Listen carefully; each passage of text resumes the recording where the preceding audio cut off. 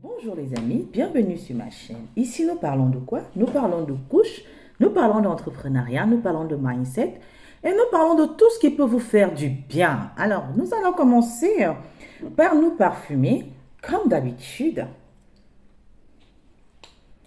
Alors moi c'est Madame Annie Christelle, maman entrepreneur, ici sur ma chaîne. Si vous aimez l'entrepreneuriat, si vous cherchez des astuces, comment vraiment mener à bien votre vie, si vous voulez grandir avec moi, voilà, parce que je suis toujours en chemin.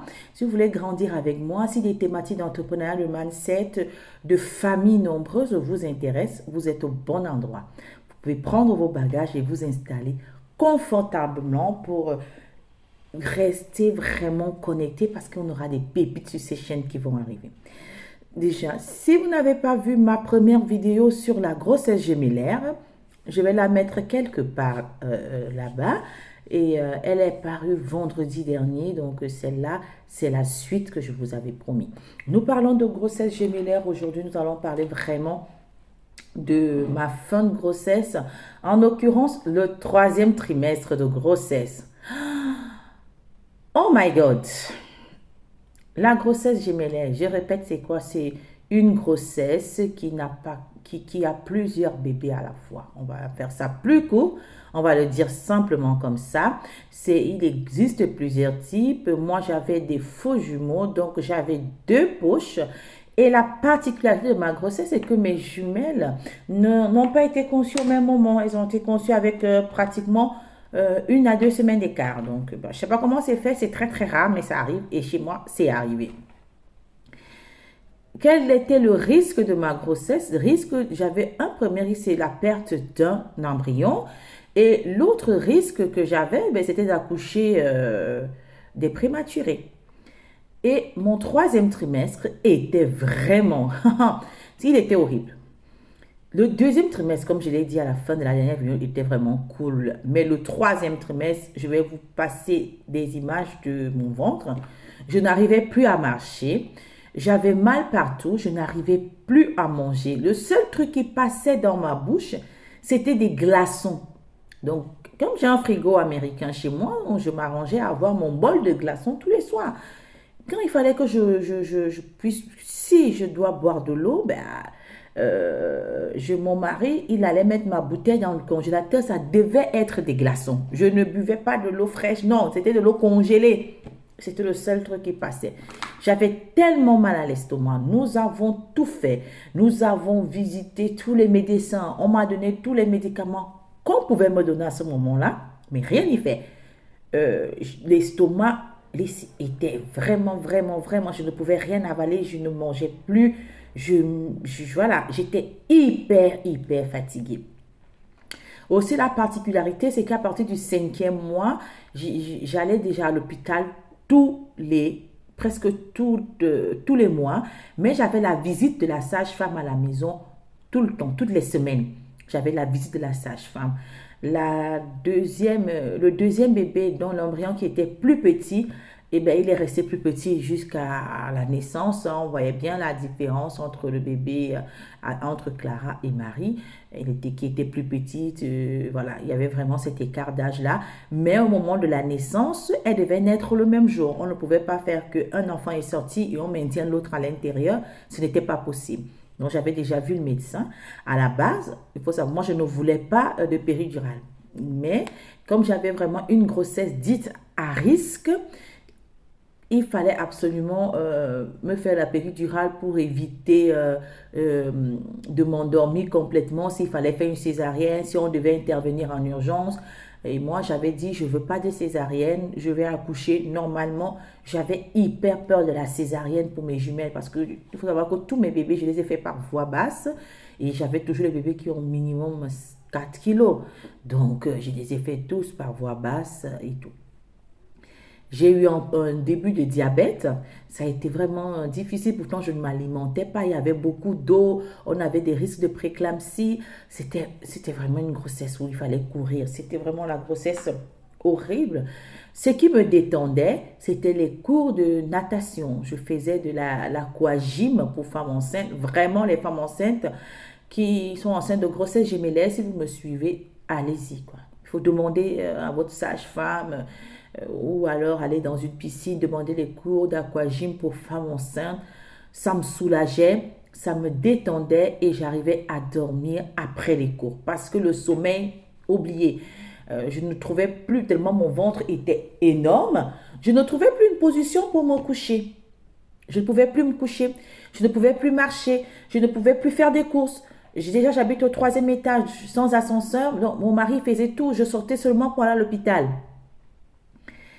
Et un jour, étant assise comme ça, au sixième, à 6 mois et demi, j'étais juste assise sur mon lit. J'essayais de lire un livre et je me suis levée pour aller aux toilettes.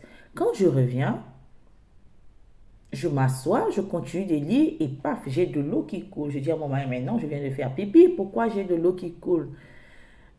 Et j'ai dit peut-être que j'ai envie de faire pipi encore parce que vraiment comme c'est la fin, je fais pipi tout le temps. Je repars aux toilettes, mais en marchant, j'avais de l'eau qui continuait de chuinter, qui chuintait, qui chuintait, qui coulait, qui coulait, qui coulait. Je me dis bon, ah, là ça doit être la poche des eaux. J'avais déjà préparé ma valise, donc à la fin de mon 5e mois, début du 6e mois, j'avais préparé quand même, c'était tôt, hein. J'ai préparé la valise 2 semaines avant. Donc, vous qui avez des grossesses gémellaires, là, c'est mieux de préparer votre valise, même à 4 mois et demi, elle doit être prête.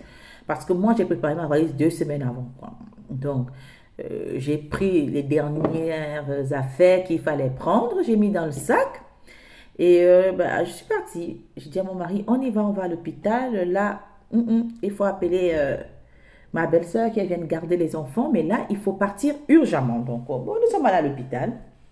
Et quand je descends de la voiture, juste le moment de poser mon pied, paf!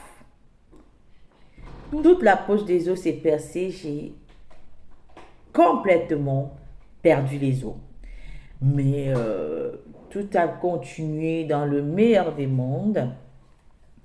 Et à ce moment-là, je perds les os et j'arrive à l'hôpital. On me reçoit à l'hôpital de Colmar. Vraiment, ils étaient très, très sympas, cette maternité de Best. J'arrive à l'hôpital et on me fait des examens pour voir vraiment si c'était vraiment le liquide amniotique. Et on se rend compte que c'est ça. Donc, on m'hospitalise. Je n'avais pas du tout de contraction. Par contre, mon accouchement était formidable. C'était vraiment, comme c'est écrit dans la Bible, la femme hébreu accouche avant l'arrivée de la sage-femme. Et il voyait que j'avais des contractions, que ça travaillait, mais moi, je n'avais aucune douleur. Quand on est venu me mettre même la péridurale, moi, je n'avais aucune douleur. Les médecins, j'ai rencontré tous les médecins, on m'a alité, je suis restée à l'hôpital parce qu'on était pas encore à 35 semaines, c'était très tôt, donc on a essayé de me garder pour que je puisse rester encore une semaine. Les médecins me disent que bon, essayez de supporter encore une semaine et puis on va les faire sortir. Mais le 3e jour à l'hôpital, non, les filles ont décidé de venir, de pointer le bout de leur nez. Et ce soir-là, voilà, j'avais des petites douleurs, comme tout le temps à la maison, mais pas vraiment. J'avais des petites douleurs, mais pas vraiment. Et à un moment, c'était l'explosion de douleur. J'avais mal, mais ça se calmait. C'était vraiment pas comme des grosses contractions que j'avais connues. Moi, je comprenais pas. Donc, j'ai appelé l'infirmière qui m'a donné l'espacement, qui a commencé à me faire le toucher, qui a vu que j'étais à 3 doigts. Ça se dilatait complètement. Donc, elle m'a dit, non, là, on va en salle d'accouchement. Je dis, what? Elle me dit, oui, on va en salle d'accouchement. Mais nous sommes arrivés en salle d'accouchement. J'appelle mon mari, je dis à mon mari, pardon, viens vite, parce que là, on m'amène en salle d'accouchement. Je ne comprends pas. Pourtant, je n'ai pas beaucoup de douleur. Donc, on arrive en salle d'accouchement. Voilà, j'ai dit, excusez-moi, j'avais toujours ma bouteille d'eau très, très glacée, très, très congelée, là. Je l'avais toujours avec moi. Je lui ai dit, est-ce que je peux boire encore un peu de médicament? Lui, vous pouvez boire juste un peu parce que quand on va vous placer la péridurale, vous ne pourrez plus boire. 1 heure après, on me place la péridurale. On me dit que oui, ça va arriver. Donc, du coup, moi, je m'endors parce que là, je ne ressens vraiment plus rien. Moi, je ne ressentais pas les douleurs et c'est pour ça que je voulais même pas je voulais accoucher sans péridurale.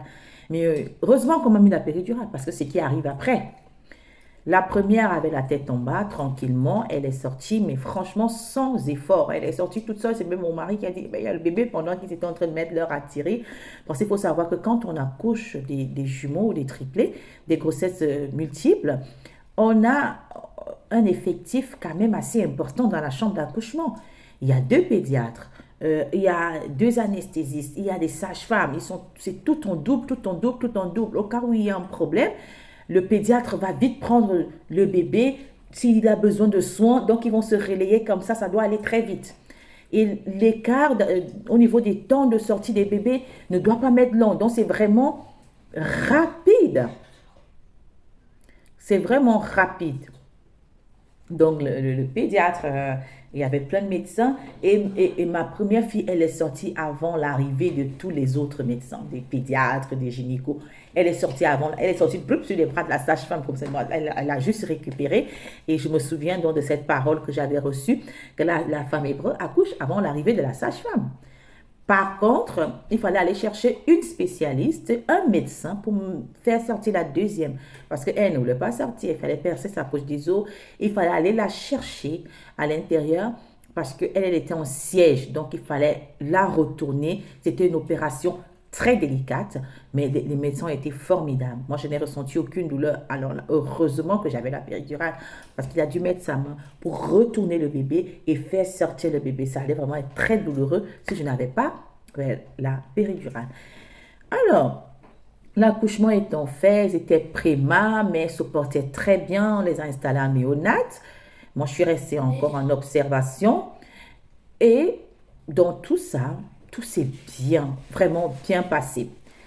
Je partage avec vous la liste de naissance. Je la mettrai en barre d'infos en bas. Si quelqu'un veut la liste de naissance quand on attend une grossesse multiple, mais la liste de naissance est vraiment tout en double. D'accord? Tout en double. Donc, si vous devez amener 6 body, pour un bébé, vous amenez 12 body, 12 pyjamas, 4 serviettes, 2 draps, les vêtements pour la naissance, donc ce que vous avez choisi, 12 au bonnet, 12 paires de chaussettes, une gigoteuse, donc 2 gigoteuses pour l'un des bébés. Et moi, dans mon cas, j'étais tellement petite que tout ce que j'avais acheté n'allait pas. Donc, la maternité est très gentille. Elles ont habillé les bébés en attendant que papa aille faire les courses le lendemain pour amener les vêtements. Donc, mais tout s'est bien passé. Donc, les femmes, les papas, soyez d'un soutien indéfectible pour vos femmes. Et les femmes, n'ayez pas peur. N'ayez pas peur. La finalité, c'est vraiment merveilleux. Franchement, le bonheur de les recevoir entre mes bras, toutes les deux. Mais j'ai crié à la naissance de la deuxième. Je me disais, elle est trop petite parce que moi, j'ai toujours eu l'habitude d'avoir des gros bébés de 4,5 kg. Donc, mais c'était un bonheur immense et je le vis tous les jours. Les jumelles, en ce moment, elles ont 9 mois. Elles se portent hyper bien. Elles sont hyper toniques. Elles grandissent merveilleusement bien. Elles ont rattrapé tout le retard. Franchement, c'est des cadeaux, c'est des pépites. Alors, vous les mamans, profitez de votre grossesse, mais profitez aussi de la naissance de vos bébés. Ayez une agréable journée parfumée. Ainsi se termine notre vidéo. Je vous souhaite un excellent week-end. Si vous voulez que je partage avec vous, je fasse une vidéo spéciale au niveau concernant tout ce qui est